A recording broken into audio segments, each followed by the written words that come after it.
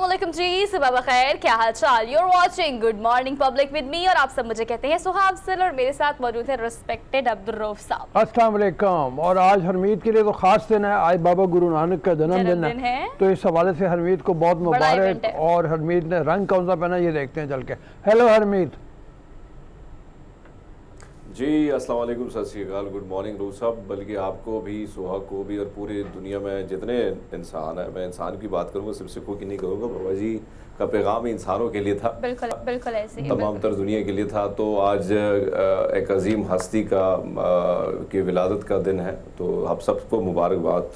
हाँ अच्छा, तो आज हरमीत हम शुरू करते हैं जॉन एलिया की बरसी से। 20वीं बरसी है आज जॉन एलिया की। बाबा गुरु नानक में हमने पूरा एक सेगमेंट करना है, तो जो लोग हमें देख रहे हैं थोड़ा सा इंतजार करें, हम इंशाल्लाह उस तरफ आएंगे। हरमीत हमें तफसील में भी बताएंगे उसके बारे में। जॉन एलिया की आज 20वीं बरसी है और मुझे अभी तक याद है कि मैं अपना प्रोग्राम जो करता था 50 मिनट, उस प्रोग्राम की रिकॉर्डिंग थी। हम उर्दू अदब के ऊपर प्रोग्राम कर रहे थे, उर्दू ज़ुबान का स्वभाव, उसका हमने टॉपिक रखा हुआ था और उसमें जॉन एलिया को शिरकत करनी थी। तो हम सेट के ऊपर सारे इंतज़ार कर रहे थे कि वहाँ ख़बर मिली कि जॉन एलिया का इंतकाल हो गया। मुझे वो दिन अभी तक अच्छी तरह याद है, 20 बरस पहले का मेरी मेमोरी में है। बड़े मुनफरद अंदाज के शायर, बड़े अपने स्टाइल में भी बहुत मुख्तलिफ थे और बहुत ही, यानी उनकी बातें ऐसी थी, वो स्टाइल जो होता था ना, वो जो लोग नकल करते थे उनकी, वो कहते थे कि वो बात इस तरह करते हैं कि जानी आज मेरी बरसी है, मतलब वो इस अंदाज में तो वो उन्होंने लिखा कि मैं भी बहुत अजीब हूँ, इतना अजीब हूँ कि बस खुद को तबाह कर लिया और मलाल भी नहीं। क्या बात है, क्या अच्छा, फिर उनका शेर है कि फिर मुझे देखने नहीं आता जो मुझे देखने को आता था। हाय हाय हाय हाय। और फिर ये मुझे चैन क्यों नहीं पड़ता, एक ही शख्स था जहान में क्या। तो बड़ा मुनफरद गज़ल में इश्क की बातें गज़ल में दोबारा लेके आए, रिवायत को ज़िंदा किया, अपना मुनफरद अंदाज। अच्छा, जॉन एलिया के बहुत जो फ़ारसी और अरबी के ऊपर काज़रुल कलामी थी उनकी, वो बहुत मजबूत उनकी नज़मों में, तवील नज़मों में नज़र आती है। तो ज़ायदा हिना के साथ उनकी शादी हुई थी और बेटा उनका है ज़रियून, अली ज़रियून मेरे ख्याल में उसका नाम है। और उसके नाम भी उन्होंने नज़में तवील लिखी हुई हैं। पहला शेरी मजमूआ उनका था शायद।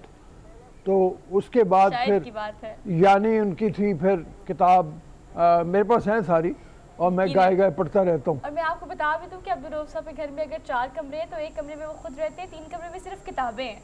तो सोचिए कौन सी ऐसी किताब होगी जो अब्दुल रऊफ साहब के पास नहीं होगी। लेकिन अगर हम जॉन एलिया की बात करें तो यंगस्टर्स में ऑब्वियसली शायरी तो हर किसी के लिए होती है जिसके दिल को भाए और जिसको ज़ौक़ हो, शौक़ हो। लेकिन सर उनका जो तरीका था और उनकी जो शेर व शायरी थी वो जवानों में ज़्यादा मकबूल है, क्योंकि मोहब्बत को लेके, तंज़ो मज़ाक को लेके और ये हर चीज़ को, जैसे कहते नहीं समंदर को कूजे में बंद कर देना, वो हर चीज़ को इतने मुख्तसर कर देते थे कि वो क्लिक भी करती थी, लोगों को समझ भी आती थी। इसलिए आज भी यंगस्टर जो है ना, आज मैं सुबह ट्विटर देख रही थी तो सर इसी दिन के हवाले से बेशुमार ट्वीट्स थी जी आज के दिन। अब ये जब से ये हुआ है कि सोशल मीडिया की बरकत हमें मिलनी शुरू हुई हैं, जहाँ बुरी चीज़ें मिलती हैं हमें अच्छी चीज़ें भी मिलती हैं। मैं भी सुबह सुबह उठा, मैंने जिस वक्त अपना फेसबुक ऑन किया तो बेशुमार चीज़ें दोस्तों की जॉन एलिया के हवाले से उसमें लिखी हुई थी, शेर उनके दर्ज किए हुए थे। बहुत से शेर ऐसे भी थे। और सर पता है क्या है, आप बिल्कुल ठीक कह रहे हैं कि ये अवेयरनेस जो है ना ये बड़ी ज़रूरी है कि इस दिन की मुनासबत से अगर लोगों को पता है तो लोग चले एक एक शेर भी अगर शेयर करते हैं तो मतलब वो शेर उनको याद होता है या उनको होता है कि ये शेर किसका है। तो यंगस्टर्स में अगर ट्वीट करने का, इंस्टाग्राम पे पोस्ट करने का, फेसबुक पे पोस्ट करने का रुझान है तो इसका मतलब ये कि उनको इस हवाले से अवेयरनेस भी कि आज के दिन की निस्बत क्या है। जॉन एलिया की शायरी के कुछ चीज़ें हमने आपको, बिल्कुल आपकी बात सुहा ने एक और अच्छी बात की। बल्कि रऊफ साहब एक चीज़ और हम बताते चले कि एक वक्त था कि टेलीविजन एक ही स्क्रीन हमें नजर आती थी और वो पाकिस्तान टेलीविजन ही था, जिस पर कभी कभार जो है किसी बड़े अजीम शख्सियत के बारे में गुफ्तगू की जाती थी। लेकिन इस तरह मुख्तलिफ जगहों पे, मुख्तलिफ प्लेटफॉर्म पे हमें नहीं नजर आती थी वो चीज़ें, क्योंकि प्लेटफॉर्म थे नहीं। अब सोशल मीडिया आ गया है, इलेक्ट्रॉनिक्स मीडिया की भी भरमार है, तो आपकी बात दुरुस्त है सोहा कि कहीं ना कहीं ट्रिब्यूट पेश करने का हर शख्स का अपना एक तरीका है। सोशल मीडिया पे वो डिफरेंट तरीके से वो ट्रिब्यूट जो है पेश करता जा रहा है, और ये बहुत अच्छी बात है कि कभी न कभी किसी न किसी शख्स जो अजीम शख्सियात गुजरे हैं हमारे मुल्क में, हमारे इस धरती पर, तो उनके बारे में हम कुछ चीज़ें जो है अपने तरीके से लोग उनको ट्रिब्यूट पेश करते हैं। तो ये अच्छी बात है कि कम से कम हमें याद रहता है। और उन्हीं की शायरी के जरिए आज मैं भी देख रहा था, आपकी बात दुरुस्त है कि ट्विटर या सोशल मीडिया, फेसबुक, इंस्टा पे बहुत सारे उनके फॉलोअर्स थे और उन्होंने मुख्तलिफ किस्म का ट्रिब्यूट जो है उनकी शायरी के जरिए उनको पेश किया है।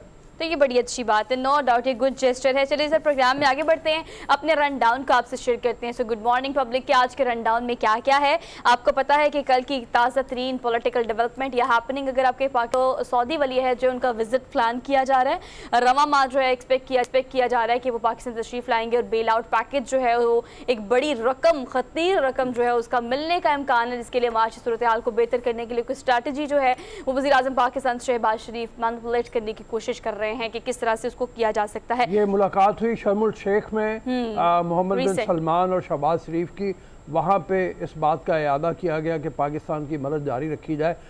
ये एंटोनियो गुतेरेस जो सेक्रेटरी जनरल है यूनाइटेड नेशंस के, उन्होंने भी अपील की दुनिया से दोबारा कि सैलाब की जो सूरत हाल है उससे बहुत तबाहकारी हुई है पाकिस्तान में, और जितनी तबाहकारी हुई है 30 अरब डॉलर के बारे में कहते हैं कि पाकिस्तान का नुकसान हुआ है और उतनी मदद पाकिस्तान को नहीं मिली। उन्होंने अपील की G20 ममालिक से भी कि पाकिस्तान के कर्जे जो हैं उनमें उनको आसानी दी जाए।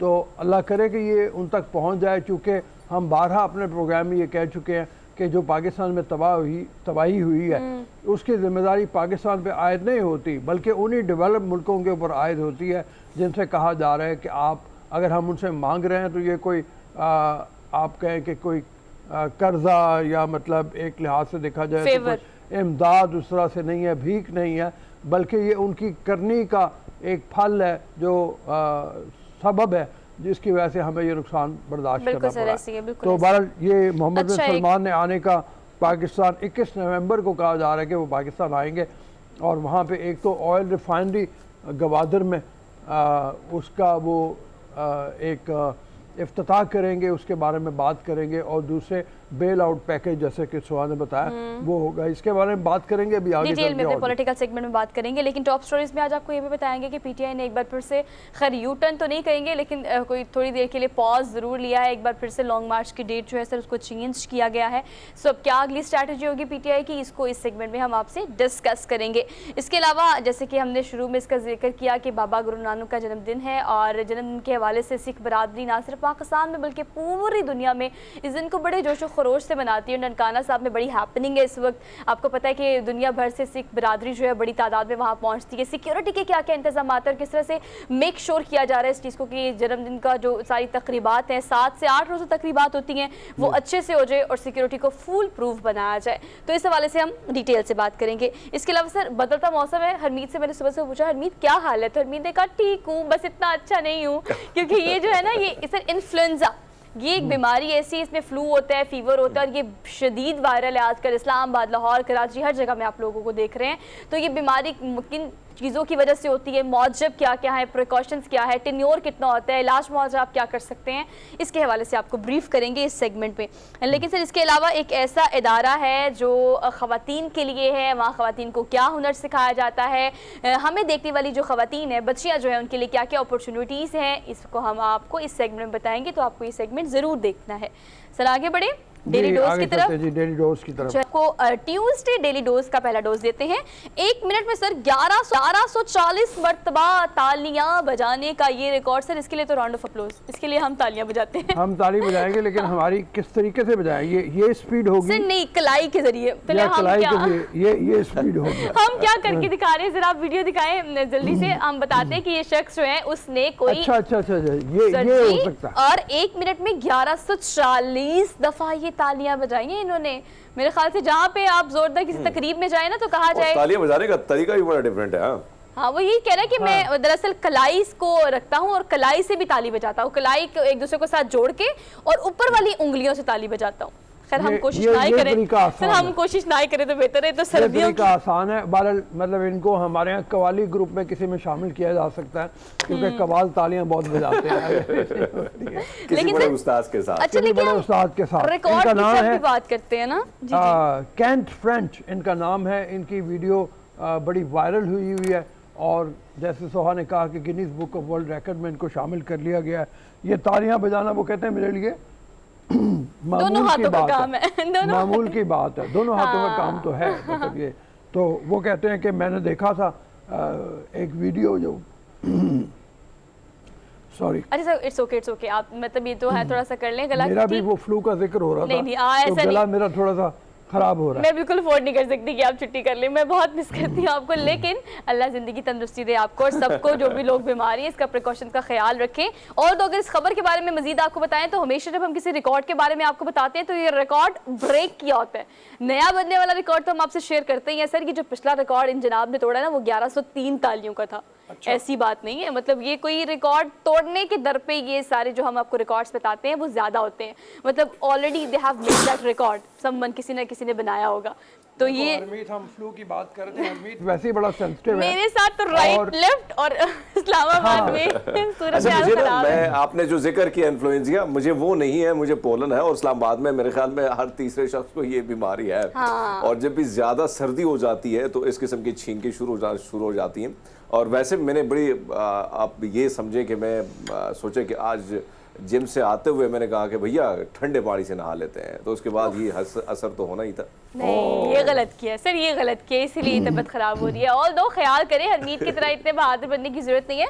और सर्दियों में खास तौर पर आपको ख्याल करना चाहिए कि आपने किस किस चीज़ का ख्याल रखना है, ताकि आती सर्दी अगर आपको बीमार करती है तो यकीन करें थ्रू आउट विंटर्स आपकी तबीयत खराब रहती है। बिल्कुल ठीक है। चलिए, अगली खबर की आगे तरफ बढ़ते चलते हैं हैं। एक उड़ने वाला ड्रोन जिसे अब खाया भी जा सकता है, कैसे, ये कमाल बात हो गई है भाई। ये भी आपको मतलब बताते हैं। हाँ, ड्रोन ऐसा है, ये को पैमा कहीं पे फंस जाए या समंदर में कोई फंस जाए तो इस ड्रोन को उड़ा के इसकी जो विंग हैं वो चावलों से बने हुए हैं। Yes, चावलों को खुश्क किया है। जो अच्छा, हाँ, चावल को सुखा के उसके बाद उसको एक ऐसे ग्लू के साथ जिसे खाया भी जा सकता है, राइस केक की शक्ल में ये ड्रोन है जिसको इस तरह से बनाया जाता है।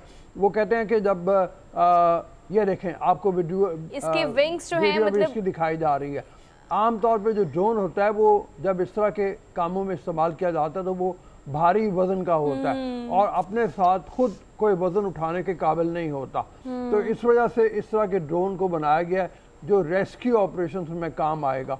ये इतना चावल इसमें मौजूद होते हैं कि अगर कोई फंसा हुआ है को पैमा या समंदर में कहीं पे तो ये ड्रोन वहाँ तक पहुँच जाए और एक वक्त का खाना उस शख्स को मुयसर आ जाए। इसके साथ इसमें पानी रखने के भी 7 से 8 किलो का इसमें कैपेसिटी है सर। पोटेंशियल है, ये उठा सके, कैपेसिटी है इसकी इतनी ज़्यादा। ये दो चीज़ें जब पानी और ये राइस केक पहुंच जाए किसी शख्स के पास जो मर्द का कहाँ है, मर्द का इंतज़ार कर रहा है, तो ये इतनी देर की जितनी देर मर्द उसको पहुंच जाए ये ड्रोन जाके उसकी दोनों काम कर सकता और सर है। अब ये इम्प्लीमेंटेबल भी है क्योंकि इन्होंने पहला तजुर्बा जो किया उसमें जो साइज़ हम आपको दिखा रहे थे ये 27 इंचेस है और बड़ा ऑब्वियसली जैसे अब्दुल रऊफ साहब बता रहे हैं कि 27 इंचेस अगर आप पूरा है वहाँ पे इसका नमूना जो तैयार किया गया है इसकी, तो उसकी जो आप खाने की क्वांटिटी बात करें 27 इंचेस में आती है कि एक वक्त का खाना आप आराम से खा सकते हैं। तो चावलों को खुश किया गया और ये राइस केक बनाया और केक बना के इसके विंग्स बनाए और अब इसको जो है वो ख़ास तौर पर रेस्क्यू ऑपरेशन के लिए इस्तेमाल किया जाएगा। लेकिन सर मुझे लगता है टेस्टी भी बहुत होगा। टेस्टी भी होगा, ठीक है, टेस्टी भी होगा, लेकिन मेरा मतलब है उस वक्त जिसका कोई फंसा हुआ हो तो उसकी जरूरत कुछ टेस्ट भी से मिले। ज़्यादा ये होगी कि उसको कोई एनर्जी मिल हाँ, जाए, उसकी उसको ज़रूरत पेट पूरी उसका भर होगी। जाए, उसकी ज़रूरत पूरी हो जाएगी। राइस केक है तो उम्मीद है मीठा भी होगा थोड़ा सा, इसके अंदर वो मीठा भी डाला जाता है। तो बहरहाल ये ड्रोन बहुत कारआमद है और इसके जो तजर्बे किए गए वो भी बड़े शानदार रहे कामयाब हुए हैं। हैं और फंसे हुए लोगों में जैसे हमने बार बार कहा तो उसकी मदद के लिए ये बहुत कारआमद है। आगे चलते हैं जी। अगली खबर आपको देते हैं। अगली खबर जो है वो ये है कि सर टेक्नोलॉजी काफ़ी अपडेट हो रही है, हर चीज़ अपडेट हो रही है, लेकिन जो हमारे छोटे मियाँ माउस है ना, जिसको बड़े बच्चे पसंद करते हैं, माउस जो आप नॉर्मली यूज़ करते हैं, उसकी बहुत ज़्यादा डेवलपमेंट हमने नहीं देखी। मतलब बड़ी हद वो वायरलेस हो गया और बड़ी हद हमने उसको कोई थोड़ी सी शेप्स चेंज होते हुए देखी हैं। लेकिन अब एक ऐसा माउस आ गया है जो कि इतना सा होकर फोल्ड होकर आपकी पॉकेट में आप रख सकते हैं। तो ये जो माउस बनाया है इसे पॉकेट माउस भी कह सकते हैं। इसको निकालें, इसको खोलें और उसको इस्तेमाल करें। You can connect with the Bluetooth as well, और आप ब्लूटूथ से कनेक्ट करके इसे इस्तेमाल कर सकते हैं कहीं भी, anywhere you want to work. आप कहीं भी, घर में, ऑफिस में, बस में और गाड़ी में, एवरीवेयर। लेकिन सर उसके बाद आप खोल के इसको इस्तेमाल करें और दोबारा से इसको फोल्ड करें और पॉकेट में डाल लें। ठीक है, ओरिगामी माउस है ये।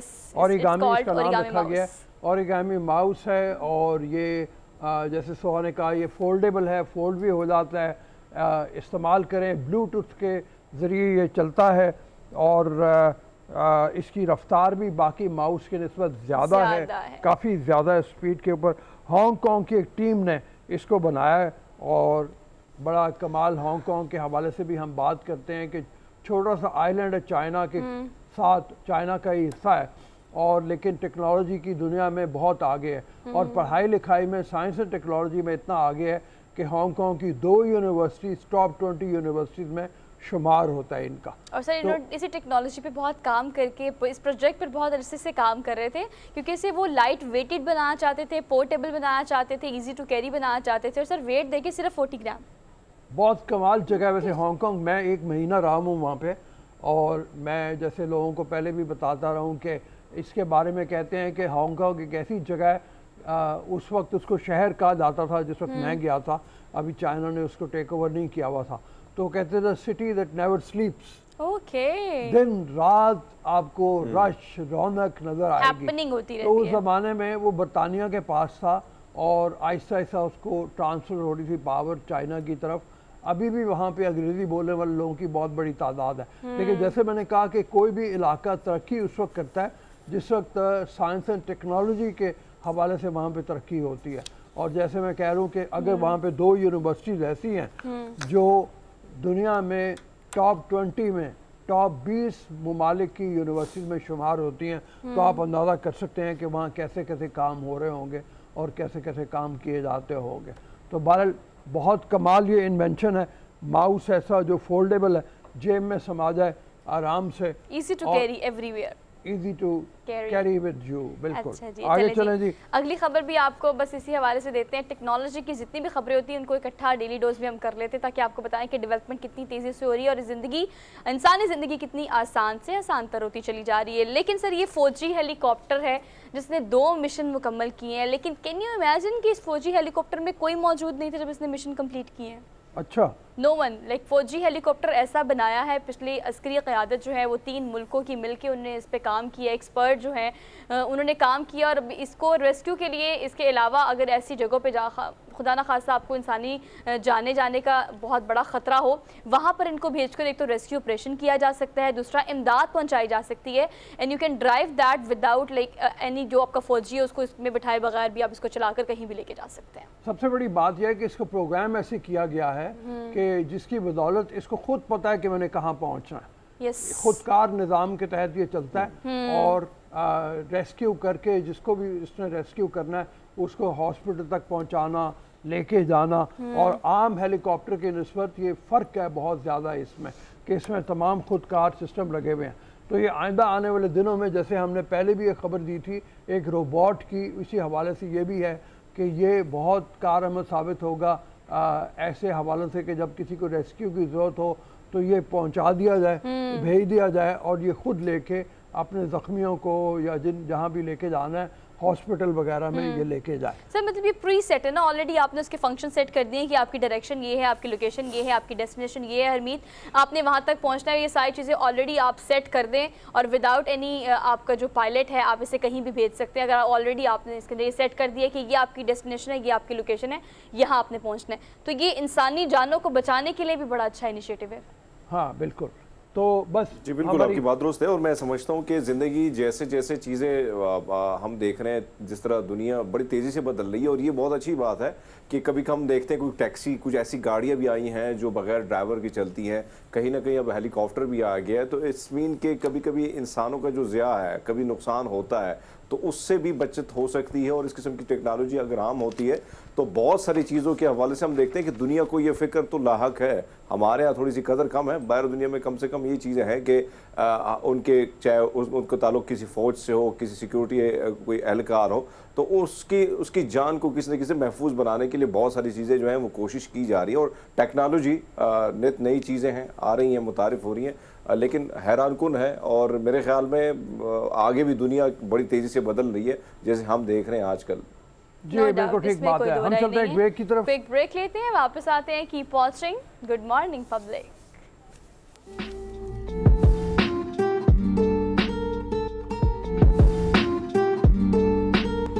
जी welcome to the show after the break. आखिरकार एफआईआर दर्ज हो गई जो बावजूद दर्ज नहीं हो पा रही थी। और इमरान खान की जो जिद थी कि 3 नाम शामिल किए जाएं, उन 3 नामों के ऊपर परवेज़ इलाही से भी उनका इख्तलाफ था। आईजी को जिस वक्त फैसल शाहकार को बुलाया गया सुप्रीम कोर्ट में, उनसे पूछा गया कि अब तक एफआईआर दर्ज क्यों नहीं की गई, तो उन्होंने कहा कि मुझे मना किया गया है पंजाब हुकूमत की तरफ से। लेकिन फिर सुप्रीम कोर्ट ने उनको कहा कि पुलिस अज खुद भी तो एफआईआर दर्ज कर सकती है। उन्होंने एफआईआर दर्ज कर ली, जिसमें मुल्ज़म नवीद को नामजद किया गया है उसमें इक़दाम कत्ल के मुकदमे में। लेकिन इसको पीटीआई के लोग कह रहे हैं कि ये कागज़ का बेवकूफ़ टुकड़ा है, इसकी कोई अहमियत नहीं है, जब तक 3 नाम शामिल नहीं किए जाएंगे हम इसको एक्सेप्ट नहीं करते। ये कितना मामला ख़राब होता है, क्योंकि इमरान खान अपनी ज़िद पे हैं, परवेज़ इलाही ये नहीं करना चाहते, और इस हवाले से खबरें गर्दिश में हैं कि उन दोनों के दरमियान भी इख्तलाफात बढ़े हुए हैं। इस हवाले से भी बात करेंगे। और पीटीआई की स्ट्रैटेजी अब क्या होगी कि उन्होंने जो अपना लॉन्ग मार्च है उसको थोड़ा मौखर कर दिया है। पहले वो मंगल के दिन से, यानी आज के दिन से शुरू होना था, फिर बुध की तारीख आई, और फिर जुमेरात उसको शाह महमूद कुरैशी ने अनाउंस किया। हालांकि बाकी लीडरान कह रहे थे कि बुध से शुरू हो जाएगा, लेकिन शाह महमूद कुरैशी ने ऐलान किया कि जुमेरात से होगा। लीड भी शाह महमूद कुरैशी को करना है। इन हवालों से बात करते हैं। मज़हर साहब हमारे साथ मौजूद है। मज़हर अब्बास मारूफ जर्नलिस्ट है। मज़हर अस्सलाम वालेकुम। जी वालेकुम अस्सलाम। सर इन दोनों चीज़ों के ऊपर रोशनी डालिएगा, एक तो एफआईआर के हवाले से भी कि क्या ये बड़े इख्तलाफ का बायस बनेगा परवेज़ इलाही और इमरान खान के दरमियान। देखिए, सबसे पहले तो ये कि एफआईआर किसी भी शख्स का राइट होता है। एफआईआर का मतलब ये कतई तौर पे नहीं होता कि आपने जो है वो केस साबित कर दिया। वो शवाहिद प्रोवाइड करना, अगर आप किसी का नाम लेते हैं तो फिर बाद में आपको शवाहिद भी प्रोवाइड करने पड़ते हैं। लेकिन वो राइट डिप्राइव करने का नतीजा ये हुआ कि केस ख़राब हो गया, और केस ऑलरेडी ख़राब हो चुका है। ये केस आप देखें कि एक शख्स को जिसने फायरिंग की और उसे उधर गिरफ्तार भी कर लिया, यानी वो 3 नवंबर से अब तक किस केस में बंद था? जब एफआईआर ही नहीं थी तो उसको बंद किस केस में किया हुआ था आपने? एक तो ये होता है कि जब आप किसी को पकड़ते हैं तो विद इन 24 आवर्स आपको उसे न सिर्फ ये कि केस उस पर बनाना पड़ता है, बल्कि 24 घंटे के अंदर उसका रिमांड भी लेना पड़ता है। अब ये जो अक्यूज्ड है उसका एक वीडियो बयान तो आ गया, लेकिन ना उस अक्यूज पे कोई एफआईआर दर्ज है, ना उसका कोई रिमांड हुआ है। अब जब कल इन्होंने एफआईआर दर्ज की है तो उसको नामजद किया है उस केस में। ये बजाते खुद ही आगे चल के बेनिफिट ऑफ डाउट देगा इस अक्यूज के, उसमें जा सकता है। दूसरी चीज़ ये कि अभी नहीं पता हमें कि एफआईआर एग्जैक्टली, क्योंकि उन्होंने सील्ड करके सुप्रीम कोर्ट में जमा कराई है। अब वो कौन सी एफआईआर है, वो सील्ड एफआईआर में क्या वो नाम हैं या नहीं हैं जिस पे इमरान खान साहब को शक है कि उन्होंने हमला करवाया। दूसरे ये एक बड़ा सवाल रऊफ साहब रेस करता है पुलिस की पॉलिटिसाइजेशन का। अगर पुलिस ऑटोनमस होती, पुलिस इंडिपेंडेंट होती, पुलिस अफसर को ये नहीं खौफ होता कि उसे कोई पॉलिटिकल इन्फ्लुएंस के तहत तब्दील कर दिया जाएगा, तो वो एक नॉर्मल प्रैक्टिस में अंडर द पुलिस लॉज जो है, रूल्स जो है, वो केस रजिस्टर कर लेता। अब अगर आईजी ये कह रहे हैं कि पंजाब के चीफ मिनिस्टर उन्हें मना कर रहे थे, पंजाब गवर्नमेंट उन्हें मना कर रही थी, तो इससे आप अंदाज़ा कर सकते हैं कि हमारा जो पुलिस सिस्टम है वो कितना ज़्यादा पॉलिटिसाइज है और कितना ज़्यादा अंडर इन्फ्लुएंस है प्रोविंशियल गवर्नमेंट्स के। और यही सबसे बड़ा अहम है। आज इमरान खान साहब को खुद भी ये सोचना चाहिए कि आज भी उनकी कोलिशन गवर्नमेंट है पंजाब में, और पहले भी उनकी गवर्नमेंट थी। इतने सालों में उन्होंने कोई पुलिस रिफॉर्म्स नहीं की पंजाब के अंदर। अगर आज वो पंजाब की पुलिस को इतना एम्पावर कर देते, इतना ज़्यादा इंडिपेंडेंट कर देते, तो आज उन्हें इस क्राइसिस का सामना नहीं करना पड़ रहा होता। लेकिन ये अगेन एक हमारे लिए लार्जर क्वेश्चन है कि अगर फ़र्ज़ करें कोई हाजिर सर्विस के ऊपर भी कोई इल्ज़ाम लगाता है, वो सही है या नहीं है, तो उस हाजिर सर्विस का नाम निकालने पर तो सब वो हो रहा है कि इनको निकाल दिया जाए। लेकिन प्राइम मिनिस्टर के नाम पर किसी को एतराज़ नहीं है कि प्राइम मिनिस्टर का नाम आप शामिल कर लें, इंटीरियर मिनिस्टर का नाम आमिर शाह। ये हमारे पूरे सिस्टम के लिए जो है एक बड़ा सवालिया निशान है। माजी में हमने देखा कि जब बेनज़ीर भुट्टो को शक हुआ था, कि उन्हें शक था कि जी परवेज़ मुशर्रफ और ब्रिगेडियर एजाज शाह और ये लोग मुलव्विस हैं, और उन्होंने ख़त भी लिखा था जब 18 अक्टूबर का वाक़या हुआ था। उनका नाम 27 दिसंबर के वाक़े के बाद भी FIR में रजिस्टर्ड नहीं हुआ। तो ये हमारे लिए बहुत सोचने का है कि हम मतलब जो भी जैसी तैसी डेमोक्रेसी है 2008 से चली रही है, सिविलियन गवर्नमेंट्स चली रही हैं, लेकिन हमने कोई भी चीज़ बेहतर बनाने की कोशिश नहीं की, कोई भी क़वानीन ऐसे बनाने की कोशिश नहीं की। हम हुकूमत में होते हैं, अपने मुखालफिन को टारगेट करते हैं। जब हम जो अपोजिशन में होते हैं तो हमें वही क़वानीन जो है वो हिट कर रहे होते हैं। तो मेरा ख्याल है इस केस को, मेरे नुक्ते नज़र से तो ये केस काफ़ी ख़राब हो चुका है, क्योंकि अब इसमें ये भी अजीब व गरीब है कि हमने कई बड़े हाई प्रोफाइल केसेस में देखा कि आप विद इन आवर्स जो है आप वो इलाका ही साफ कर देते हैं जहां आपको एविडेंसेस कलेक्ट करने होते हैं।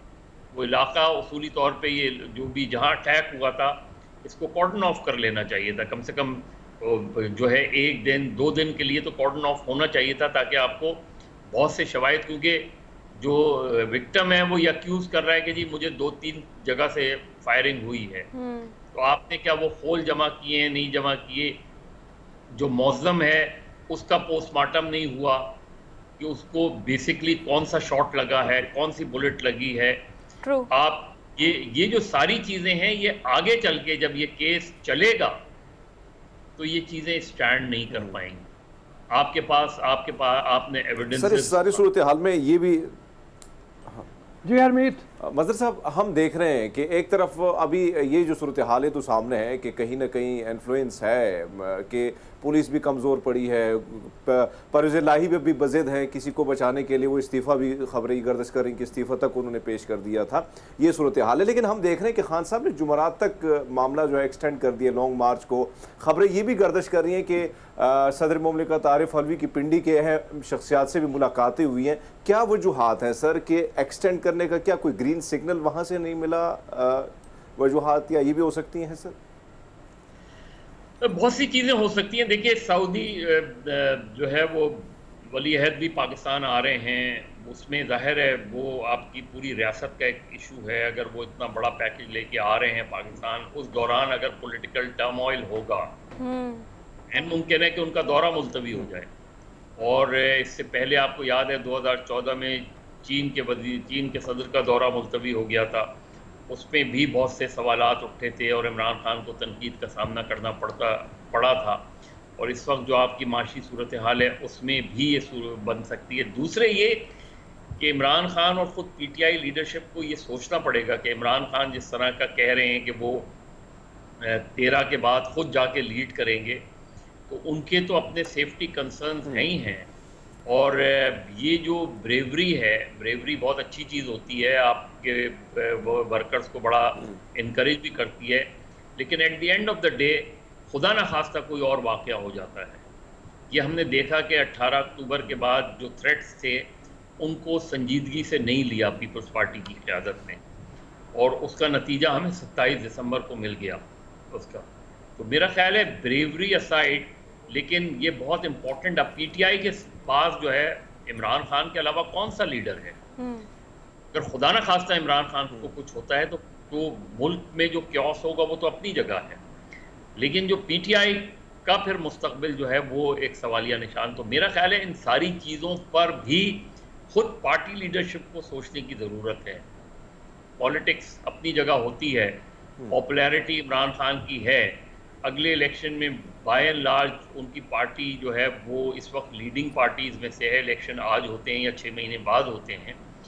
ये सारी फैक्टर को देखते हुए इतना बड़ा रिस्क लेना कि मैं खुद जाके लीड करूंगा, ये जानते हुए भी और ये मानते हुए भी कि मुझे थ्रेट्स भी हैं, मुझे स्पेसिफिक थ्रेट है। एक जनरल थ्रेट होता है, एक स्पेसिफिक थ्रेट होता है। तो अगर आपकी लाइफ को स्पेसिफिक थ्रेट हैं तो फिर आपका उधर जाके जुलूस को लीड करना ये बहादुरी नहीं होती या अक्लमंदी नहीं तो होती। मतलब आपको क्या लगता है कि इसके अलावा उनके पास ऑप्शन क्या है? अगर ओवरऑल सारा क्राइटेरिया देखें तो उन्होंने पहले आज एक बार फिर से तारीख जो है वो आगे कर दी गई है। कहा जा रहा था कि आज के दिन से, मंगल से ऑनवर्ड लॉन्ग मार्च को हम शुरू करेंगे और वीडियो लिंक के जरिए खिताब करेंगे थ्रू आउट, और शाह महमूद कुरैशी जो है उसको लीड करेंगे। अगर वो नहीं जाते और थ्रेट्स इतने रियल हैं तो फिर उसके अलावा क्या सोल्यूशन हो सकता है? आवाम को इकट्ठा करके हकीकी आज़ादी के नाम पर, और जो लॉन्ग मार्च उन्होंने शुरू किया उसको पूरा तो अब किसी तरीके से करना है, और ये बाय हुक और बाय क्रुक वाली सीन हो गया। नहीं, वो कर तो रहे हैं, पॉलिटिकल मोबिलाइजेशन हो रही है हर जगह इस वक्त 24/7 इमरान खान ही डिस्कस हो रहे हैं ना, और कौन डिस्कस हो रहा है? ट्रू। तो अगर इमरान खान डिस्कस हो रहे हैं, उनकी पॉलिटिक्स डिस्कस हो रही है, चाहे उनके फेवर में हो या अगेंस्ट हो, politics revolve around Imran Khan अगर है तो इमरान खान को इशू नहीं होना चाहिए। उनको मेरा ख्याल है वो ठीक है, आप जलसा भी करते रहें, वीडियो लिंक से खिताब भी करते रहें, लेकिन आप लॉन्ग मार्च करके एक ऐसे माहौल में जब आपको ये खुद ही ख़तरा हो कि थ्रेट्स हैं, कोई भी एक हादसा हो सकता है, और यहाँ इतने फैक्टर्स होते हैं, इतने एलिमेंट्स यहाँ मौजूद हैं, किराए के कातिल मौजूद हैं पाकिस्तान के अंदर, बेशुमार किराए के कातिल मौजूद हैं, कोई भी बॉम्ब ब्लास्ट हो जाए खुदा न खास्ता।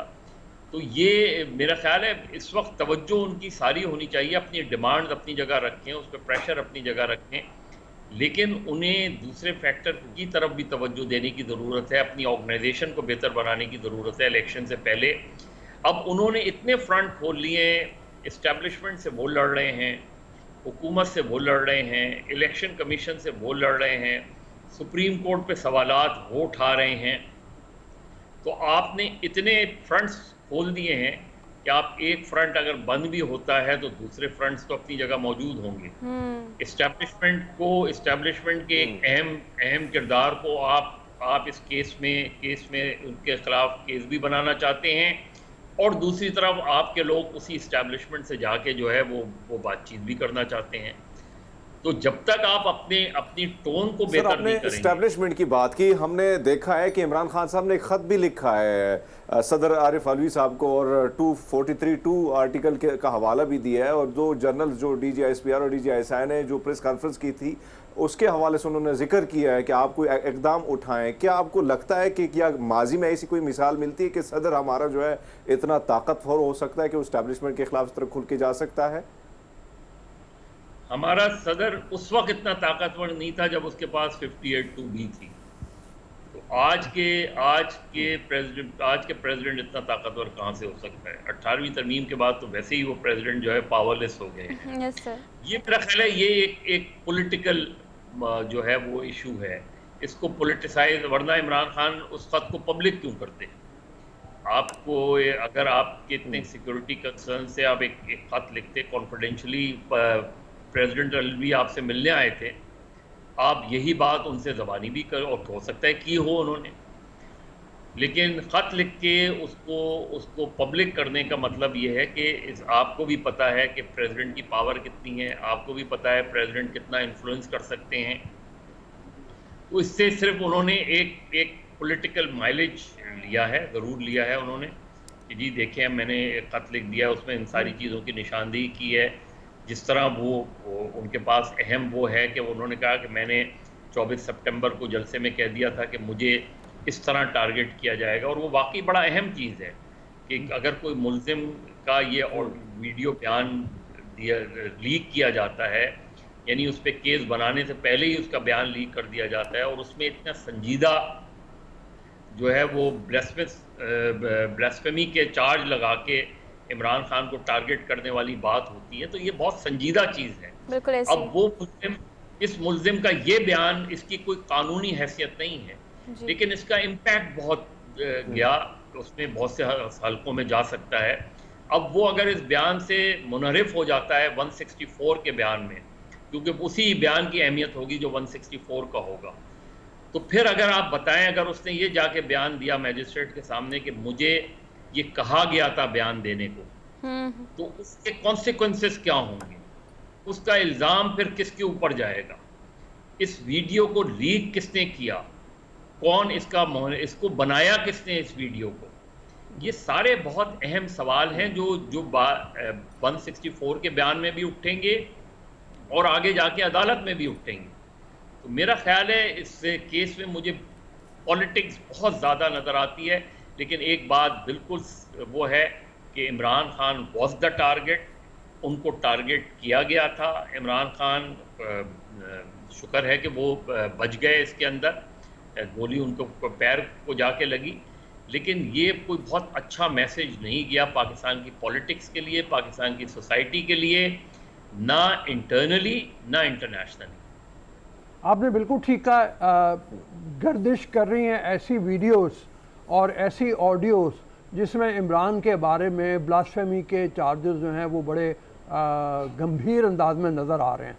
इसका कितना ज़्यादा मज़र लगता है, मतलब इम्पैक्ट, क्या लोग और भी ज़रा इन्फ्लुएंस होंगे? मैं बहुत से यानी ऐसे तबके के लोगों में सुन रहा हूँ, ऐसी वीडियोस और ऑडियोस देख रहा हूँ कि जो यानी आप ये कहें कि छोटी छोटी बात पे भड़क उठने वाले लोग मौजूद हैं।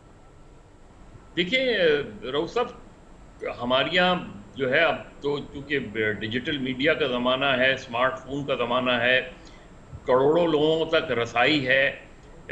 किसी आदमी को, एक आम आदमी को, वो भले पढ़ा लिखा ना हो लेकिन उसे स्मार्टफोन इस्तेमाल करना आ गया है।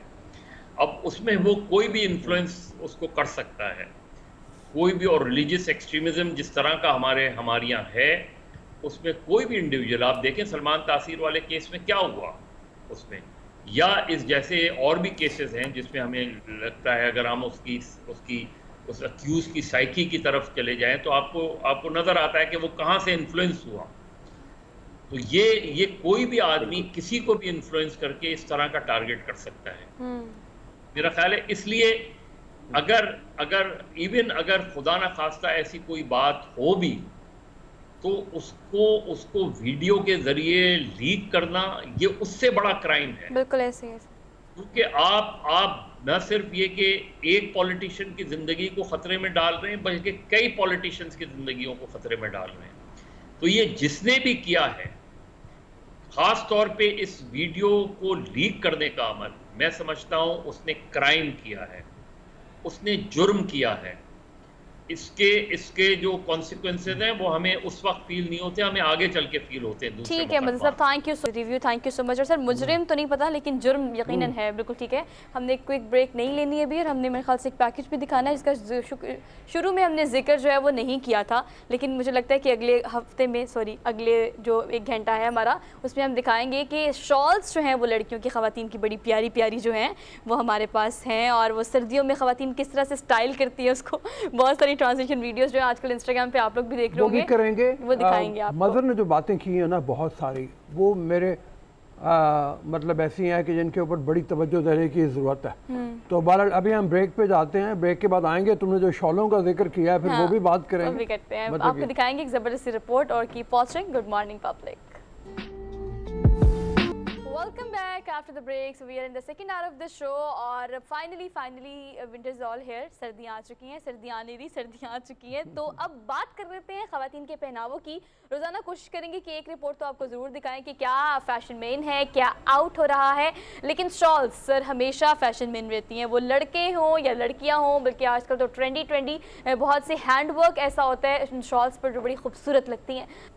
खड्डियाँ लगी हुई हैं घर पे या छोटे इलाके में, घर के साथ ये छोटा सा बना लेते हैं, वहाँ पे उसके ऊपर काम करते हैं। और हरमीत का तो इलाका है, वहाँ पे शॉल वहाँ की हमीद कब मशहूर हमें है। गिफ्ट कर रहे हैं शॉल, मुझे और अब्दुल साहब को सर्दियों की सवात की सौगात?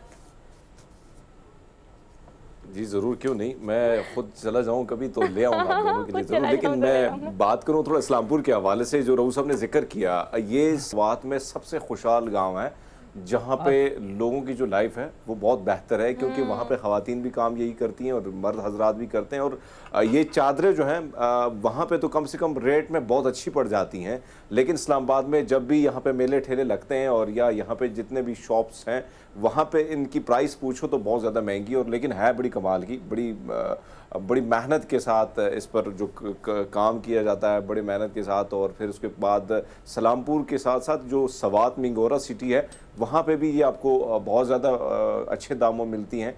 लेकिन जैसे जैसे कराची और लाहौर की तरफ या मुख्तलिफ शहरों की तरफ जब इसको भेजा जाता है तो उसकी प्राइस बहुत बढ़ जाती है और डिमांड इसकी सर्दियों में बहुत ज़्यादा हो जाती है। लेकिन बहुत अच्छी बात यह है कि जो वहाँ के लोग हैं, लोकल लोग हैं, गाँव के लोग हैं, वो इस कारोबार की वजह से काफ़ी खुशहाल है। नो अच्छा, डाउट, नो बहुत अच्छी बात है। आगे और ये बढ़ते हैं। हरमीत एक्सपोर्ट कितनी ज़्यादा होती हैं, बाहर के मुल्कों के लोग में भी भेजी रऊफ जाती हैं? साहब,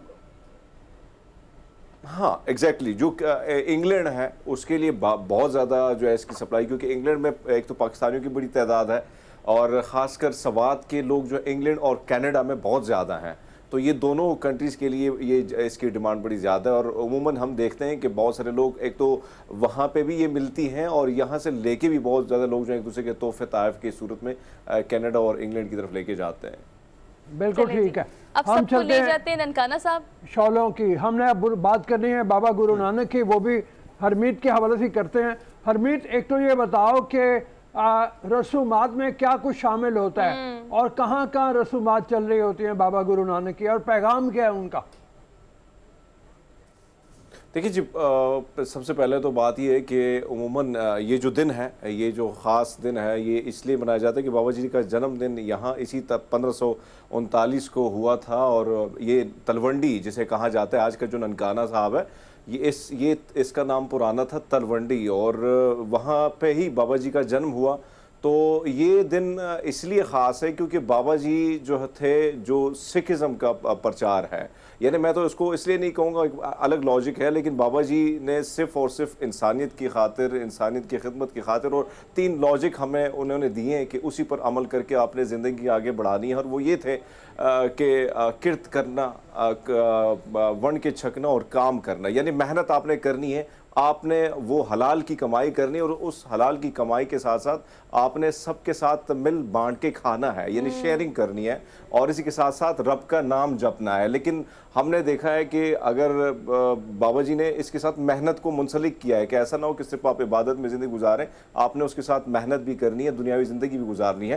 तो ये ननकाना साहब जो है उस वक्त जो थे राय बुलियार यहाँ के हिट थे, इस रियासत के हिट थे तलवंडी के, और वो मुसलमान थे। अभी भी उसकी फैमिली, बहुत सारे लोग जो हैं हमारे साथ मिलते जुलते हैं, मेरे बहुत सारे दोस्त हैं उनमें से।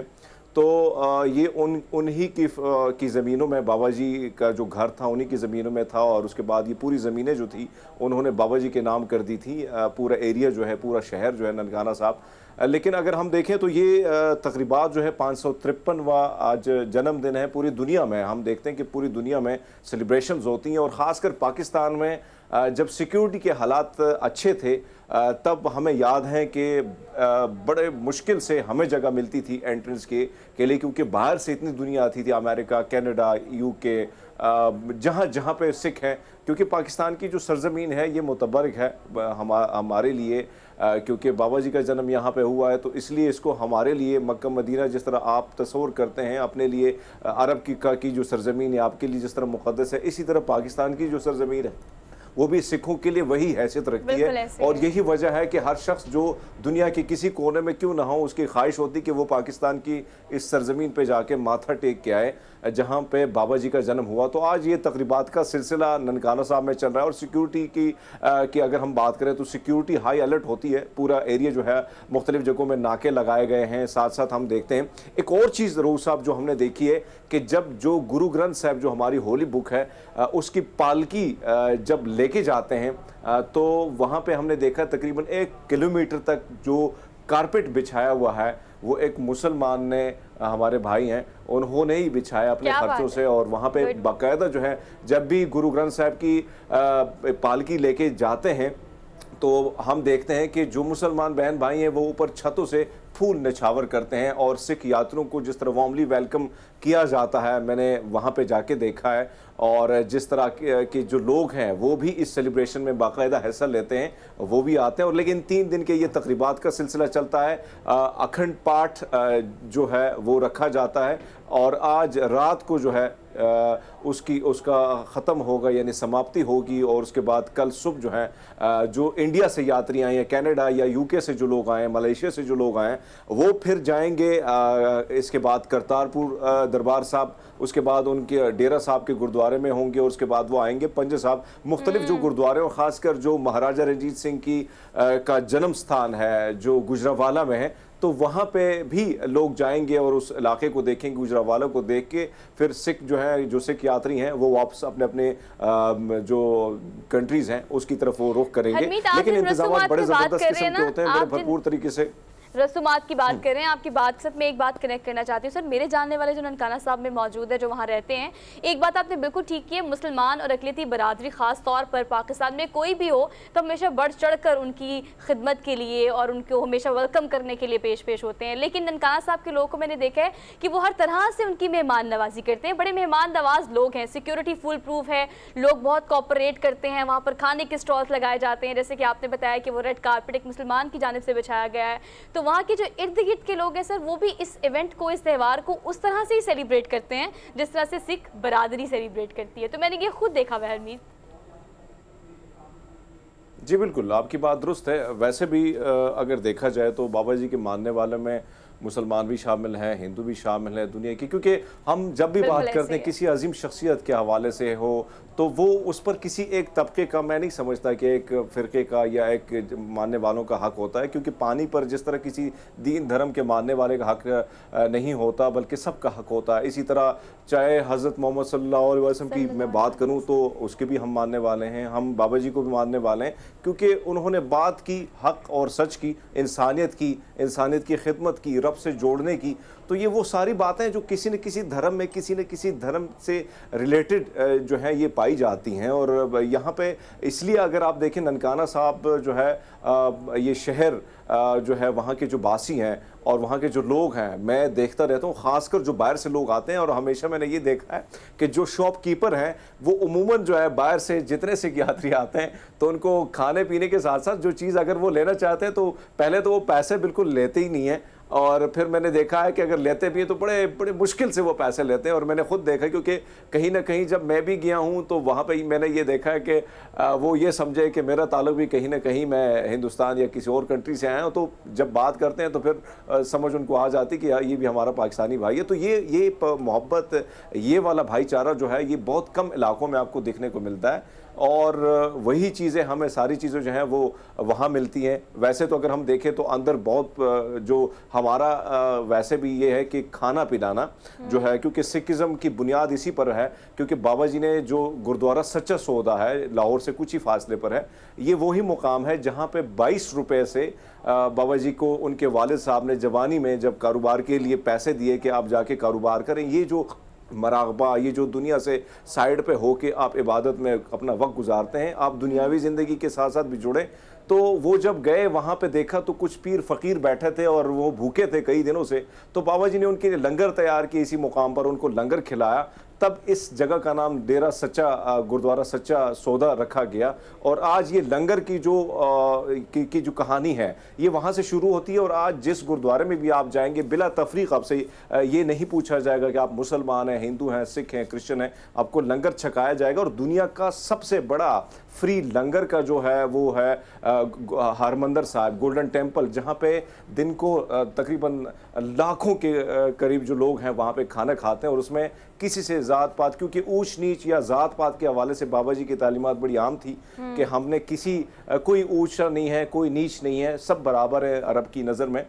हम ये बताओ का किस्सा है, लेकिन सर, बराबरी का दर्स उन्होंने दिया। हरमीत, एक और चीज़ मैं सर यहाँ पर ऐड करना चाहती हूँ। करतारपुर जब बना और सर इतनी डेवलपमेंट वहाँ पे हुई, रोड्स बनाए, बड़ा क्लीन किया उसको। चूँकि ननकाना साहब में गुरुद्वारे बहुत सारे हैं और सिख बरादरी ना सिर्फ पाकिस्तान समेत दुनिया भर से, कनाडा से, यूके से, अमेरिका से, इंडिया से बड़ी तादाद में आते हैं। तो सर ननकाना साहब की जो सराउंडिंग्स है उसको भी डेवलप करने की अशद ज़रूरत है इस वक्त। मतलब ये जो मोटरवे बना है उससे तो काफ़ी आसानी हो गई है, लेकिन वहाँ पर डेवलपमेंट कंपैरेटिवली इतनी ज़्यादा नहीं है। तो अगर आपका इमेज जो है वो इंटरनेशनल लेवल पर इस तरह से पोर्ट्रे हो रहा है तो सिक्योरिटी तो फुल प्रूफ हम करते हैं, लेकिन हरमीत आपको क्या लगता है कि डेवलपमेंट भी उतनी ही ज़्यादा वहाँ पर करने की ज़रूरत है? देखिए जी, इसकी डिमांड पहले भी की गई थी, बहुत पहले सिखों की जानिब से की थी पाकिस्तान को, हुकूमत पाकिस्तान को। ये शहर जो है, ये इलाका जो है, सिर्फ हमें डेवलपमेंट की इजाज़त दी जाए ताकि हम इस शहर को हम मॉडर्न शहर का दर्जा देना चाहते हैं। हम चाहते हैं कि ये यहाँ पे डेवलपमेंट हो, लेकिन अनफॉर्चुनेटली हुकूमत पाकिस्तान ने इस पर कोई अमल नहीं किया। और दूसरी बात, मैं सिर्फ ये चीज़ थोड़ा सा मेंशन करना चाहूँगा कि जो गुरुद्वारे ये जो प्रबंधक कमेटियाँ बनी हुई हैं, जो जितनी फंडिंग गुरुद्वारों की होती है, मंदिरों की होती है या क्रिश्चियन के जो चर्च हैं उनकी होती है, लेकिन ज़्यादा पैसा जो है वो गुरुद्वारों से ही जाता है। क्योंकि हमारे यहाँ डोनेशन जो है वो हम पे फ़र्ज़ है कि हमने अपना 10वां जिसे कहा जाता है, अपनी कमाई का 10% हिस्सा जो है वो गुरुद्वारे में या गरीब को देना है। उसमें सिर्फ सिख को नहीं बल्कि गरीब को देना है। तो इसलिए पाकिस्तान की जो प्रबंधक कमेटी, उस पर बहुत सारे सवालात ये उठते हैं। एक तो इंतजामात जो हैं उसका बहुत ज़्यादा फुकदान होता है। फिर बाहर से जो लोग आते हैं वो ये गिला शिकवा करते हैं कि टॉयलेट वाशरूम्स जो हैं उसकी भी कमी है। तो बहुत सारी कमियां जो हैं वो हमें वहाँ पे पाई जाती हैं। और कहीं ना कहीं हम प्रबंधक कमेटी जो है बहुत बड़े करप्शन के केसेस में उन पर वो बने भी हैं और बहुत सारे सवालात उठे भी हैं, लेकिन उस पर उसी तरह काम नहीं हुआ। हालांकि ये हमारे लिए बहुत बड़ा मुक़द्दस स्थान है, लेकिन उसके बावजूद इस पर डेवलपमेंट का काम नहीं हुआ। करतारपुर का आपने जिक्र किया, यकीनन बाबा जी ने ज़िंदगी के 18 साल वहाँ पे गुजारे और वहाँ से ही जो है जब उनके 4 बड़े सफ़रनामे थे जिनको उदासियाँ कहते हैं, दुनिया के मुख्तलिफ ममालिक में वो गए, मक्का मदीना वो गए, इराक, ईरान, ये सारे इलाके उन्होंने देखे हैं और वहाँ पे प्रचार किया सिर्फ और सिर्फ बंदगी का, अल्लाह की बंदगी का। तो यहाँ पे 18 साल जब आखिरी ज़िंदगी के अयाम थे उन्होंने यहाँ पे गुजारे। ये तो है कि खान साहब को और बाजवा साहब को ये क्रेडिट जाता है कि उन्होंने करतारपुर साहब का इनिशिएटिव लिया और सिखों की बहुत कोशिश थी इसके पीछे। बहुत पहले से उन्होंने कोशिश की थी कि इसका ये जो शहर है इसको बसा दिया जाए। बाबा जी ने बसाया भी, बाबा जी ने था करतारपुर का जो शहर है, लेकिन इसके डेवलपमेंट का काम किया जाए। उसके बाद उस पर अमल हुआ, लेकिन ननकाना साहब में आपकी बात दुरुस्त है कि उस पर उसी तरह काम नहीं हुआ जो कि होना चाहिए। डिपार्टमेंट को ध्यान देना चाहिए। हमें जाना है ब्रेक की तरफ, लेकिन जाते जाते एक बात यह है कि भाईचारे का जो सबक है वो हम सब के लिए है और हमारे इस्लाम का तो पैगाम भी यही है कि भाईचारा होना चाहिए, तमाम लोगों के साथ अच्छा सलूक करना चाहिए। और मेरे ख्याल में एक और चीज़ ये है कि इन तमाम चीज़ों को अगर डेवलप कर लिया जाए, गुरुद्वारों को भी डेवलप कर लिया जाए तो रिलीजियस टूरिज्म कितना ज़्यादा बढ़ जाता है, बाहर से यात्री कितने ज़्यादा आएंगे। हरमीत ने भी कहा कि बहुत सी फंडिंग लोग लाने को तैयार हैं। उस फंडिंग के लिए थोड़ा सा काम गवर्नमेंट को भी करना और थोड़ा सा प्रबंधक कमेटी जो है उसको भी अपने इंतजाम को बेहतर करना। बिल्कुल सर, हम क्विक ब्रेक लेके वापस आते हैं। Keep watching good morning public. जी welcome to the show after the break. आते ही डॉक्टर फ़खर अब्बास जिनसे आपका तारुफ करवाना है, मैंने हैं तो ये डॉक्टर बीमारियों के हवाले से बात करते हैं, लेकिन आते ही उन्होंने एक शेर सुनाया। तो शेर से शुरू करते हैं। ये जो लाहौर से मोहब्बत है ये किसी और से मोहब्बत है। बड़ा खूबसूरत शेर है, लेकिन मसला ये है कि ये जो लाहौर वाले हैं इस मोहब्बत के हवाले से याद करते हैं कि इस वक्त शहर में स्मॉग है बहुत ज़्यादा और स्मॉग की वजह से बीमारियां फैली हैं। बाकी भी पंजाब के मुख्तलिफ इलाकों में स्मॉग का डेरा है और अभी हरमीत हमारे साथ मौजूद नहीं है। हरमीत को भी फ्लू की शिकायत हुई है, इन्फ्लुएंज़ा बहुत कॉमन हुआ है। उसके साथ मौसमी बीमारियां बहुत ज़्यादा हैं, वो कॉमन हुई हैं। इनसे बचाव के तरीके क्या हैं, इन्फ्लुएंजा क्या होता है, कितने दिन मतलब ये चलता है, इसका इलाज क्या है, इन तमाम बातों को लेके चलते हैं डॉक्टर फ़खर अब्बास की तरफ। अस्सलाम वालेकुम जनाब डॉक्टर साहब। जी वालेकुम अस्सलाम। शेर बड़ा खूबसूरत आपने सुनाया तो ये शेर मेरी पहचान भी है जी। अच्छा। आई एम राइटर ऑफ जी बिल्कुल बिल्कुल बिल्कुल। ये जो लाहौर से मोहब्बत है ये किसी और से मोहब्बत है। ये और कौन है? ये और यही कुछ है। इस और में बहुत ये कुछ कोई है। और बात है सर। अच्छा, तो भारत इस हवाले से फरमाइए कि ये जो इन्फ्लुएंजा है इन दिनों कॉमन हुआ हुआ है, काफ़ी ज़्यादा लोग इसका बिल्कुल ऐसे शिकार है, तो वजह स्मॉग है ये और भी कोई वजूहत है? नहीं, ये तो खैर कॉमन उसका सीज़न है फ्लू का। आपको पता ही है कि सितंबर अक्टूबर में वैक्सीन भी आती है, नया बैच आता है हर साल। और ये फिर जब आती हुई सर्दी है, इसमें हम लोग थोड़ा बेहतियाती का शिकार हो जाते हैं, क्योंकि हम अभी गर्मी ही में जी रहे होते हैं। उसी तरह से जनाब हम लोग खिड़कियाँ हमारी खुली हुई, रात को हवा आ रही है, बाइक पे बेहतियाती से लोग बैठ रहे हैं। तो ये फ्लू का सीज़न तो है, ये हर साल आता है। लेकिन लाहौर में जो स्मोक है वो जो रिस्पिरेटरी डिफ़िकल्टी है ना, उसमें इजाफा कर देती है साहब। ठीक है, अब फ्लू हो गया, ये कितने दिन चलता है एक दफ़ा किसी को हो जाए तो, और कितना ख़तरनाक होता है? देखें, बात यह है कि ये एक वायरल इलनेस है, वायरल और एक कॉमन इलनेस है, कॉमन कोल्ड भी इसे कहते हैं। तो ये 99% तो ख़तरनाक नहीं है। ठीक है। ख़तरनाक सिर्फ उस इंसान में या उन लोगों में होता है कि जिनके कोई रिस्पिरेटरी डिजीज़ हैं, या वो टेंडर एजेस में हैं, बहुत छोटे बच्चे या बहुत बूढ़े लोग। और अगर किसी की इम्यूनिटी अफेक्ट हुई है, डायबिटीज़ है, किसी के कोई स्टीरॉयड बेचारे को लेने पड़ रहे हैं, किसी को एस्थमा है, किसी को ट्यूबरकुलोसिस है, कोई इस तरह का प्रॉब्लम है, या बहुत मोटापा है किसी का, ये भी एक वजह हो सकती है। तो उसमें ये फिर ख़तरनाक हो सकता है। अरे सर, बहुत सारे लोग ये कहते हैं कि फ्लू की मेडिसिन आपको नहीं लेनी चाहिए। मतलब आपको फॉर एग्जांपल कहते हैं कि सर दर्द है तो आप पैराडोल खा लीजिए, इस तरह से कोई आप तरीका इलाज अख्तियार करें। लेकिन अगर आप फ्लू को रोक देते हैं बीच में तो फिर वो आपको रिवर्स गेयर लगाता है, कुछ दिन बाद फिर आपको वो उसका अटैक हो जाता है। अगर मेडिसिन की स्पेसिफिकली बात करें तो खासतौर पे अगर हम इस बीमारी की बात करें तो ये फ्लू से थोड़ा स्टेप फॉरवर्ड है, ज़्यादा भी होता है, बॉडी पेन भी होती है, और ये कंपैरेटिवली इसका दौरानिया भी ज़्यादा होता है, और आजकल बहुत ज़्यादा हो रहा है लोगों को।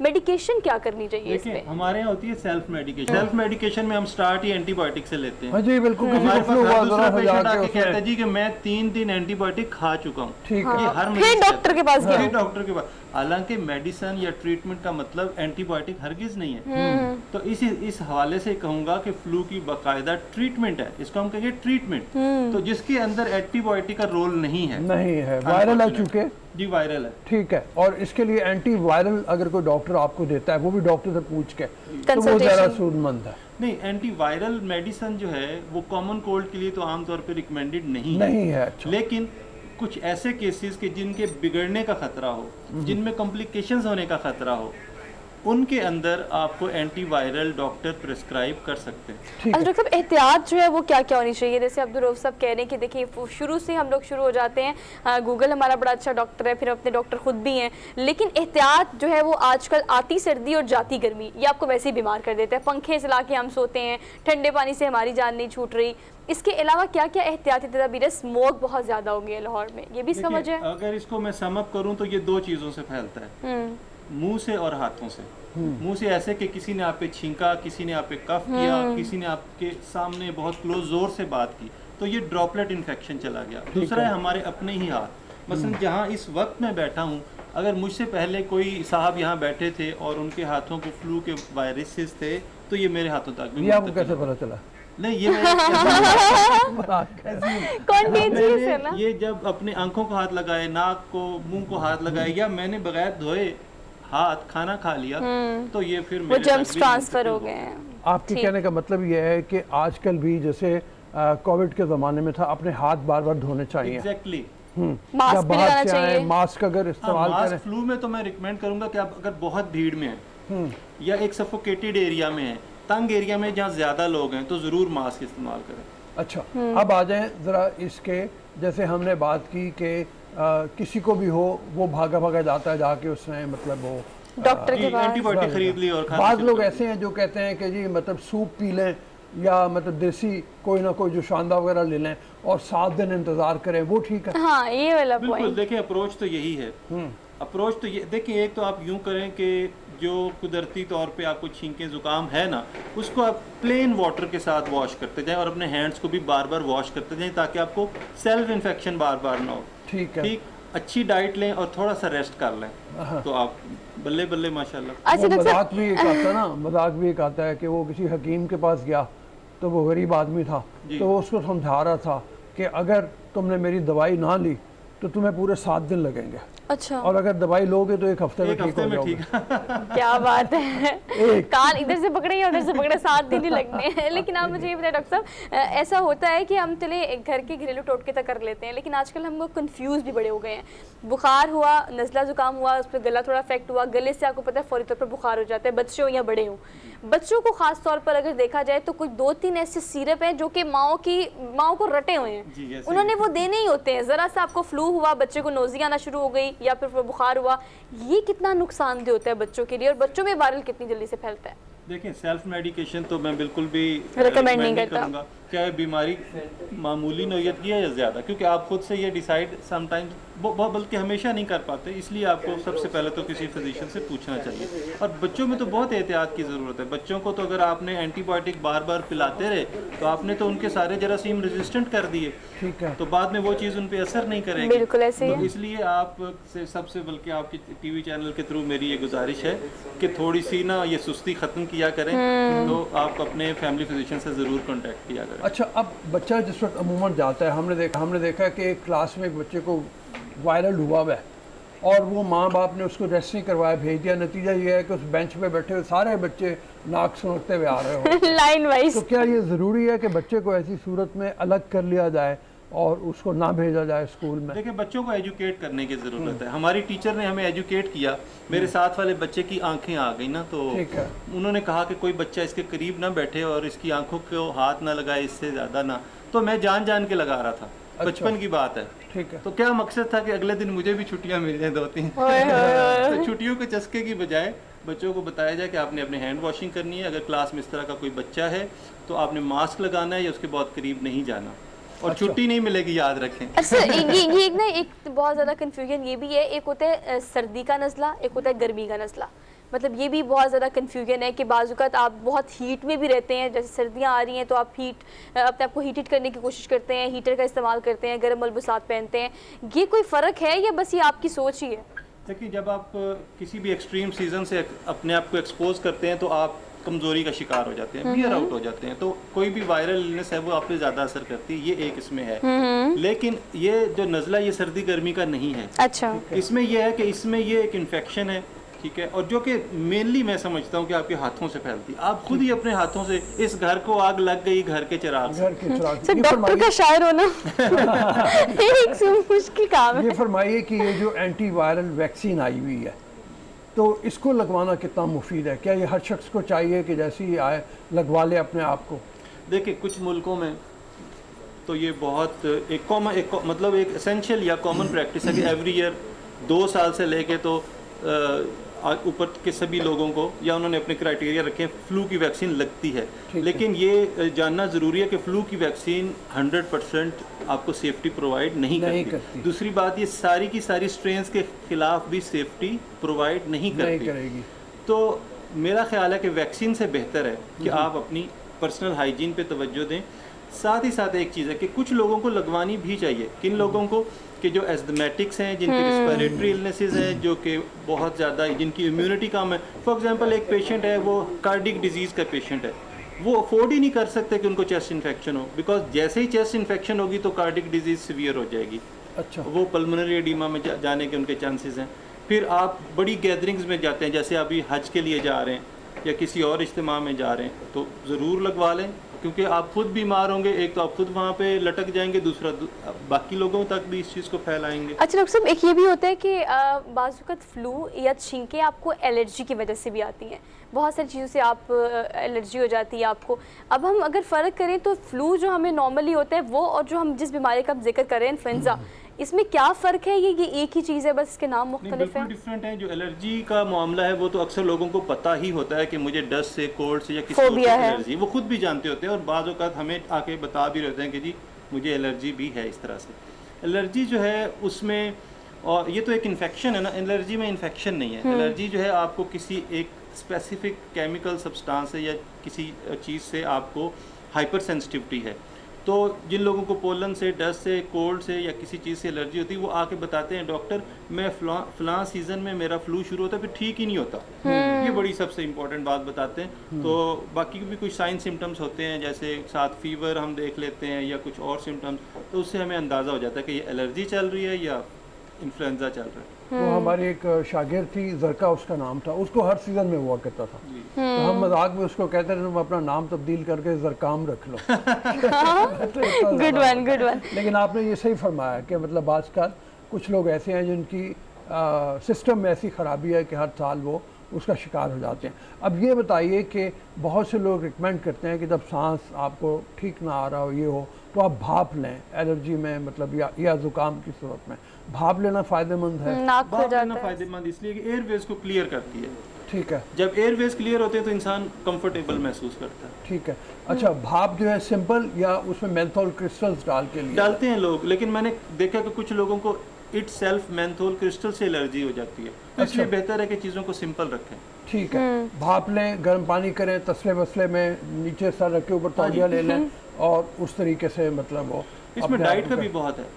वो किसी ने सच कहा था, an apple a day keeps the doctor away. अच्छा। अगर आप अपनी डाइट में रोजाना थोड़ी सी प्रोटीन, उबला हुआ अंडा या थोड़ा सा गोश्त या कुछ शोरबा वगैरह, सूप वगैरह या एप्पल, इस तरह की चीज़ लेते हैं तो ये आमतौर पे आप इन चीज़ों से अफेक्ट नहीं होते। अच्छा, नॉर्मली फ्लू होता है कि अगर आपको फ्लू होता है तो आपका सर दर्द शुरू हो जाता है, फिर आपका गला दर्द शुरू हो जाता है, फिर आपकी बॉडी पेन भी होती है, फिर you just transfer yourself to the fever as well ना।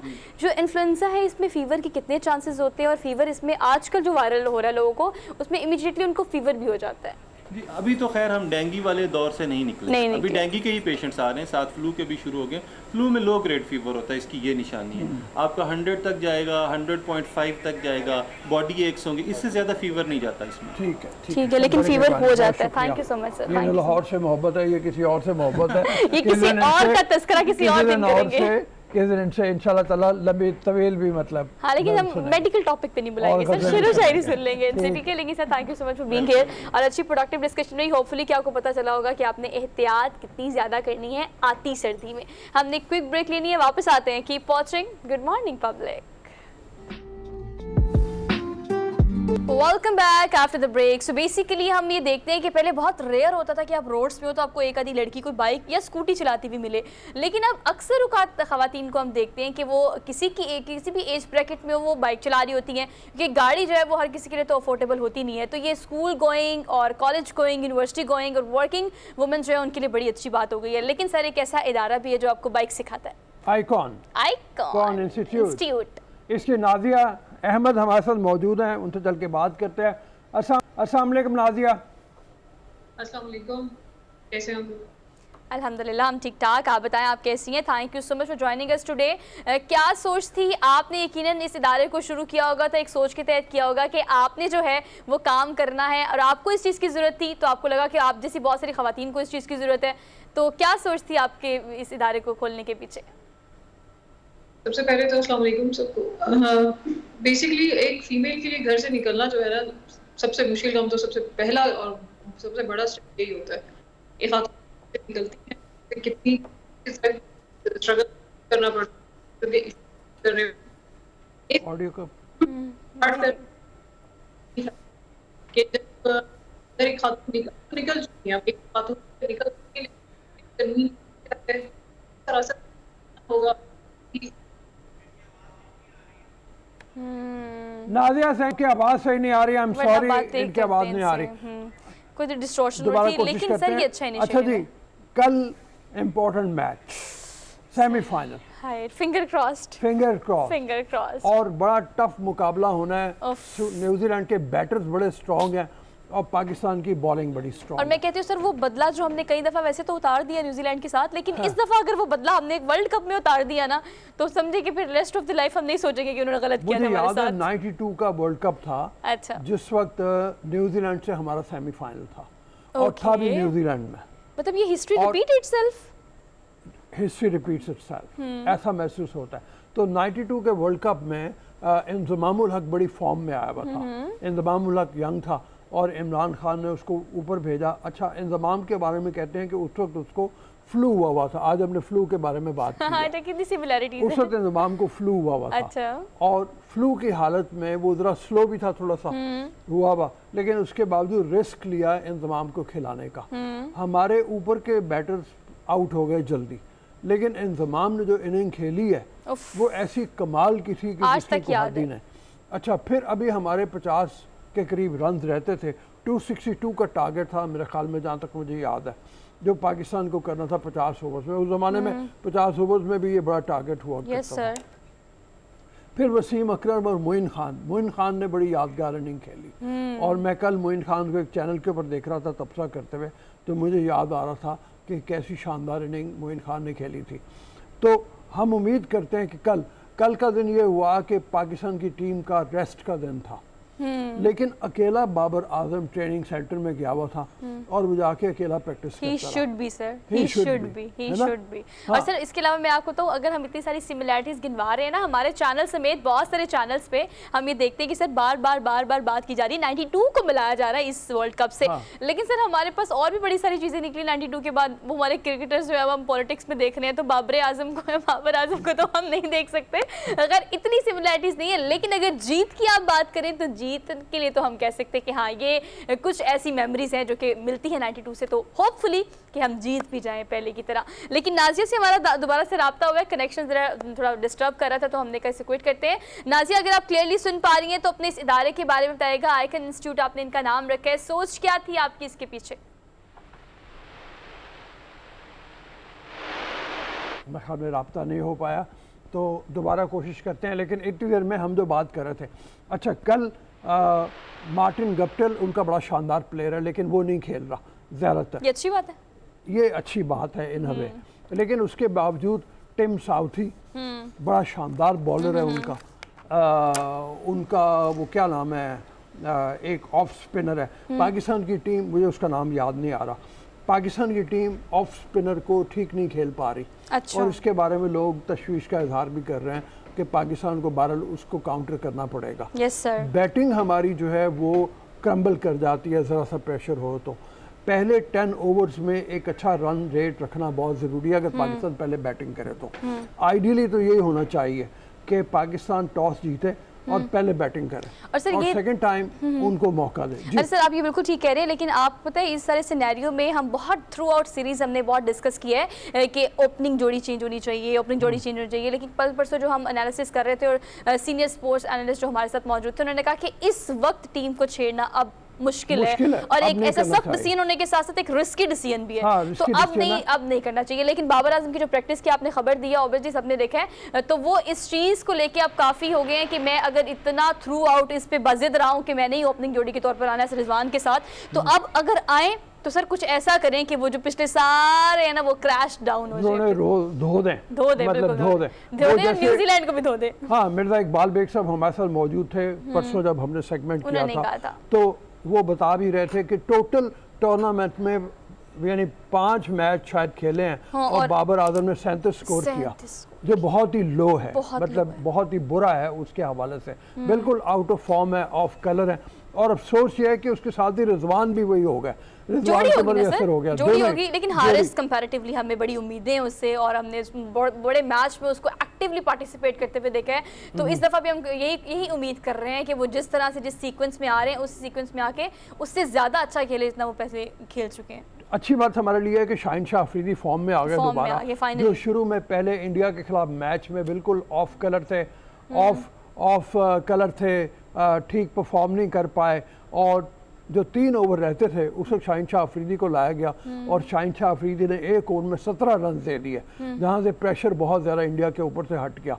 तो शाहिन शाह अफरीदी लकीली बल्कि अच्छी है, अपनी मेहनत उन्होंने ज़्यादा की और मेहनत के बलबूते के ऊपर वो फॉर्म में आ गए हुए हैं। वो जैसे हमने पिछला मैच देखा था जो बांग्लादेश के ख़िलाफ़ था, कि 4 विकेटें शाहिन शाह अफरीदी ने ली और बड़ा कमाल उन्होंने लेकिन सर किया। आपको पता है इस सारे सिनेरियो में जाते जाते एक बात कर देते हैं, इंडिया का आपने जिक्र किया तो आईसीसी का भी जिक्र कर देते हैं, जिसको आजकल इंडियन क्रिकेट काउंसिल ही कहा जा रहा है। हमने कितना कुछ देखे हैं, हमने वो मैचेस देखे हैं और हमने एम्पायर की बाइसनेस को क्लियरली देखा है। तो सर हमारी सारी टेक्निकलिटी, सारी खेल की जो हम बात कर रहे हैं, स्ट्रैटेजी की जो बात कर रहे हैं, सर ये भी एक पॉइंट है जो कि हमें डिस्टर्ब कर सकता है, जो कि नहीं होना चाहिए अगर पूरी दुनिया की आंखें इस वर्ल्ड कप पे हैं। अच्छा, मेरे एक दोस्त हैं, वो पहले दिन से ये कह रहे हैं तुम देख लेना कि आईसीसी को सूट करता है कि इंडिया पाकिस्तान का फाइनल हो और फिर इंडिया जीत जाए। अच्छा। और वो कहते हैं मैं इसके ऊपर बेट लगाने को तैयार हूँ। अब मैं बड़ा हैरान होता हूँ उनकी बातों इतनी के श्योरिटी से देखिए आपको वो कह रहे हैं। हाँ, इसका किस मतलब कि surety के साथ वो फाइनल कहते के हैं। सेमीफाइनल के बाद हमें फाइनल तक का भी राह नजर आ रहा है, लेकिन आईसीसी ने जो किया है सर उसके उस पर बात भी करनी चाहिए और उस पर एक्शन होना चाहिए बाकायदा। हाँ, नहीं, लेकिन जो कि मतलब नहीं ये ना कि एक्शन कौन लेगा, कोई उससे आईसीसी ऊपर की कोई गेम ही बॉडी नहीं है। हो, Yes। बॉडी हो, कोई ऊपर की बॉडी नहीं है। लेकिन जी ऐसी बाइसनेस है जो कि पूरी दुनिया देख रही है, और सर जो दुनिया देख रही है वो एक चीज़ और दो चीज़ों पे तो आप गलत हो सकते हैं। अब अगर सब आपको गलत कह रहे हैं तो इसका मतलब कि आपने वाकई वो गलत किया है। हमारी बहरहाल ख्वाहिश यही है कि ज़रूर इंडिया पाकिस्तान का मैच हो और उसमें अल्लाह करे पाकिस्तान जीते भी। सर, अल्लाह करे, अल्लाह करे। मैं उन दोस्त की बात सुना रहा था जो कहते हैं कि इंडिया ने जीतना है फाइनल। इंग्लैंड की मेरे हिसाब से अगर देखा जाए सबसे ज़्यादा डिज़र्व इंग्लैंड की टीम करती है। बहुत फॉर्म में है, बहुत शानदार खेल खेल रही है और उस हवाले से, लेकिन यह है कि इंडिया बीट कर सकता है इंग्लैंड को। और सर हमारे लिए दोनों चीज़ें मुश्किल है, अगर इंडिया के साथ खेलते हैं तब भी और अगर दूसरी टीम के साथ खेलते हैं तब भी हमारी परफॉर्मेंस एक्स्ट्रा ऑर्डिनरी होगी। तो इंशाल्लाह वर्ल्ड कप हम इस दफ़ा ज़रूर जीतेंगे। तो हम इंशाल्लाह कल मैच आप भी देखें, हम भी देखें और कल इसी टॉपिक पर ढेर सारी बातें करेंगे। अभी दीजिए इस वक्त इजाज़त, आपसे मुलाकात करते हैं आप कल। अपना बहुत सारा ख्याल रखें, अल्लाह हाफिज़।